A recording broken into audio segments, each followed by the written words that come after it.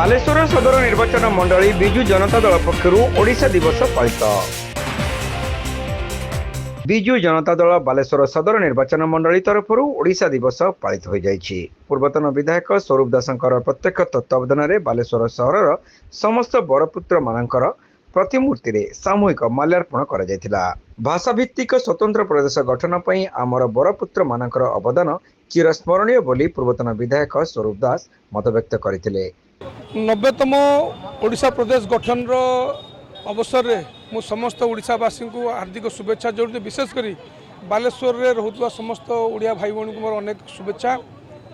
भाषा भित्तिक आधार में सारा भारत में प्रथम राज्य हिसाब से ओडिशा प्रदेश गठन होता 1 एप्रिल 1936 मसीह। आजिका दिन में जो महापुरुष मैंने जो कवि मैंने जो लेखक मैंने भाषा को बचाई जो आंदोलन जारी रखते एवं 500 पुराना ए जाति 500 वर्ष पुराना जातिर मान्यता रखी आज से बड़पुत्र मान आम श्रद्धांजलि जनाऊँ। आज बालेश्वर विजु जनता दल तरफ बालेश्वर स्थित समस्त महापुरुषों प्रतिमूर्ति आम माल्यार्पण करूँ।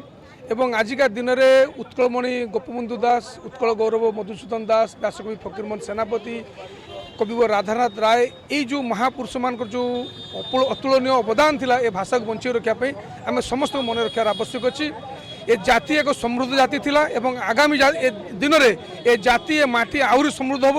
यही अवसर मध्य आम पूर्वतन मुख्यमंत्री नवीन पट्टनायक महोदय को अनेक अनेक धन्यवाद जनाऊँ जे भाषा को बंचाई रखापी भाषा को अधिक प्रचलन करने तांको समय 25 वर्ष समय बहुत कार्यक्रम हाथ को निया एवं युवपीढ़ी को सशक्त करने से जो पदक्षेप नहीं निश्चित भाव में 2036 मसीहा बेलू 100 वर्ष पूर्ति अवसर में ए युवपीढ़ी ए राज्यर दायित्व नेबे एवं ए राज्य को सारा भारत नुहे सारा पृथ्वी में एक अग्रणी राज्य हिसाब से परिगणित करेंगे।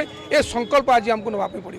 यह कार्यक्रम में पूर्वतन विधायक जीवन प्रदीप दास, वरिष्ठ सांबादिक रंजन बाग, जिला परिषद पूर्वतन सभापति गिरीश चंद्र दास, वाइस चेयरमैन कैलाश चंद्र सेठी, टाउन सभापति मनोज राउत, विजु युव जनता दल राज्य साधारण संपादक धीरेन नायक, काउंसिलर शेख आयुब, मीता पट्टनायक, संध्याराणी जेना, कविता मुर्मू, मीना महंती, मेराज बानो, ऋतिक जी, पूर्वतन काउंसिलर संजय बेहरा, शेख आलाम, देवाशीष दास, सुबोध महंती, अशोक आढ़, विभुदत्त परिड़ा, पूर्वतन काउंसिलर अब्दुल शाकिर खान, रमेश माझी, शेख अंसर, उमाशंकर तियाड़ी, भरत भूषण दास, नलिनीकांत दास, जगन्नाथ महाराणा, कौशिक पंडा, सुनिया मुर्मू, हर्ष खंडेलवाल, हरेकृष्ण प्रधान प्रमुख उपस्थित रही। ओडिया जाति गोटे अत्यंत गर्वर दिन प्रत्येक ओडिया आज स्वतंत्र ओडिशा प्रदेश गठन होता। बहु आमर महापुरुष माने ओडिशा प्रदेश गठन तांकर आजीवन संग्राम करथिले। जेमती आमर भाषा फकीरमोहन सेनापति हूँ, मधुबाबू हूँ, गोपबंधु हूँ, विजु पट्टनायक हूँ, राधानाथ राय हूँ, तो समस्त आम आज श्रद्धांजलि अर्पण करुँ। प्रत्येकटी प्रतिमूर्ति आम माल्यार्पण सहित ताका पाखे श्रद्धांजलि अर्पण करुँ। ओडिया आज गर्व करूँ एवं ए ओडिया जाति गोटे विश्वर श्रेष्ठ जाति परिणत हो। आजिका दिन में आम समस्ते यह कामना करवा।